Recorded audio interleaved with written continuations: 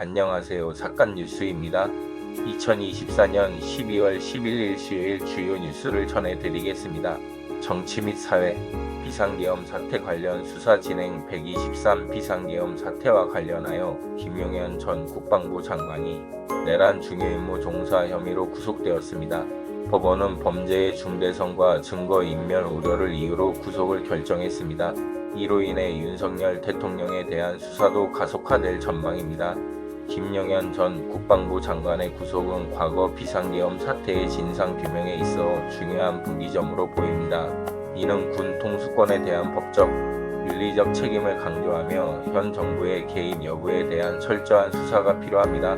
윤석열 대통령 탄핵안 발의 더불어민주당 등 야당은 윤석열 대통령에 대한 탄핵소추안을 발의하였으며 14일 본회의에서 표결을 추진하고 있습니다. 여당인 국민의힘은 당론으로 탄핵안에 반대하고 있으나 당내 일부 의원들은 찬성 의사를 표명하고 있어 결과가 주목됩니다. 탄핵안은 정치적 파장이 큰 사건으로 여야 간 첨예한 대립 속에 국정이 혼란스러울 가능성이 큽니다. 탄핵안 표결 결과는 한국 정치의 새로운 방향성을 결정할 수 있습니다. 국민적 여론을 반영한 신중한 판단이 필요합니다. 경제, 내년도 예산안 국회 통과 2025년도 예산안이 국회 본회의를 통과하여 총 673.3조 원 규모로 확정되었습니다. 이는 정부안에서 4.1조 원이 감액된 것입니다. 2025년도 예산안 통과는 경기 활성화와 복지 확대를 위한 정부의 의지를 반영하지만 감액된 부분이 경제 성장에 어떤 영향을 미칠지 지켜봐야 합니다.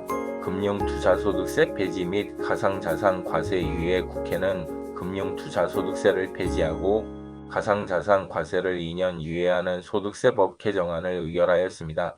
이는 투자자 친화적인 정책으로 보이나 가상자산 시장의 투기성 과열이나 세수 확보 문제에 대한 우려도 뒤따릅니다.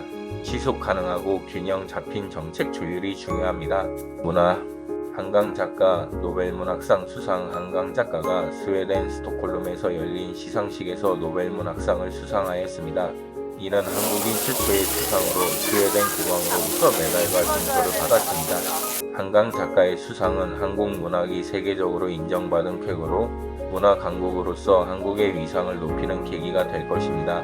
문학 외에도 다른 예술 분야에서도 세계적 성과를 기대해 볼 만합니다.